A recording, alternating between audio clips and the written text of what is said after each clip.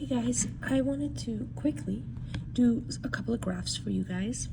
So let's say we are doing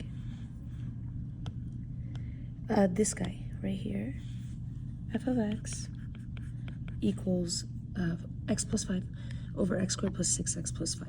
Okay, first things I like to do is factor everything. So f of x equals, the top is just x plus 5, and on the bottom I make the x and I check what multiplies to 5 and adds to 6, and multiplies to 5 is only 5 and 1 and then that adds to 6. They're both positive, and then I get x plus 5 and x plus 1. Then I like to reduce. So that means, no, you get out of my way. Thank you. Okay, that means that I can reduce the x plus 5s to just get 1 over x plus 1. Okay, now let's go gather some information. This is the info to gather. Is there a hole? Are there x-intercepts? Are there vertical asymptotes? Are there horizontal asymptotes? So the hole, there would be one if we reduced, which we did. So if I set the thing that reduced, the x plus 5, equal to 0, I get the x-coordinate of the hole. So minus 5 on both sides. I get that x equals negative 5. That's the x-coordinate of the hole. However, you guys, a hole is a point, which means we need it as an ordered pair. So an x comma a y. So now how do we get the y? We have the x. We plug this into this reduced version, okay? So we get 1 over negative 5 plus 1, and that becomes 1 over negative 4. This is the y of the hole.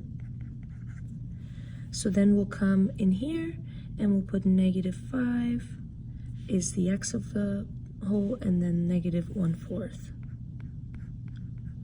So here it is. That's the hole.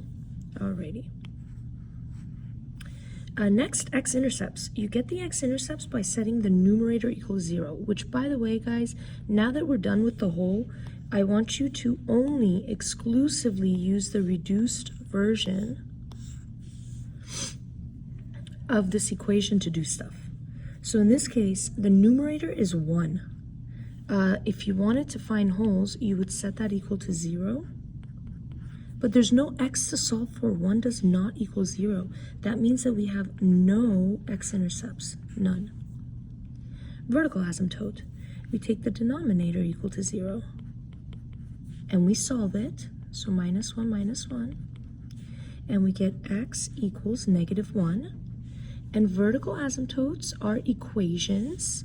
So you give me the vertical asymptote exactly like that. X equals negative 1.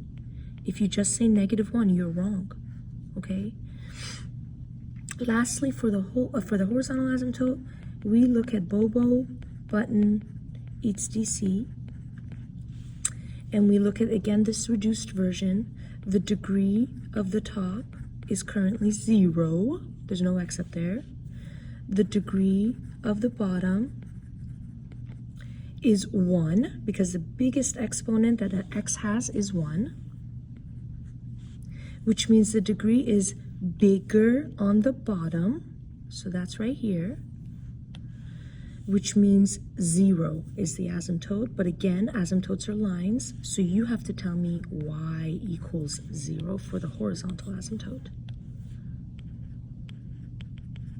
The last thing we may need to do is a t-chart, but I don't do that until I'm sure I have to. So now we just gather all this information and we throw it up on a graph. So I like to put the vertical asymptote on first, right here, x equals negative 1. So right here, this vertical asymptote is a line that my graph will never ever touch. And it tells me that I've got two curves because I've got one on each side of it. And then I have a horizontal asymptote at y equals 0. And then I have no x-intercepts, so nothing to put there. And I just remember that I'm not allowed to cross the x-axis because I have no x-intercepts. Then there's a hole, let's graph in blue. There's a hole at -5, -1/4. So -1, 2, 3, 4, 5. And the -1/4 is just under. And there we go. From here, you guys, it's super simple. The curve will just approach. Okay, that looks like a solid dot, but it's an open circle, you guys, just remember that. Okay, from here on, the graph just approaches these asymptotes. So from this point right here, it's gonna approach that asymptote, and then on this side, it will approach that asymptote, and that's the curve. And there's gonna be a curve like that on the right side of the vertical asymptote. I just don't know if it's on top or the bottom. So in order to find out, that's where I will need that t-chart after all. So right here, I'm just gonna pick a random point to the right of my vertical asymptote, so maybe 0, plug it into the reduced version, so 1 over 0 plus 1, to get 1. So that 0, 1 is a point, 0, 1. And that tells me that the curve on the right side is on the top. And again, you guys, it just approaches the asymptotes and makes that kind of a shape. That's it.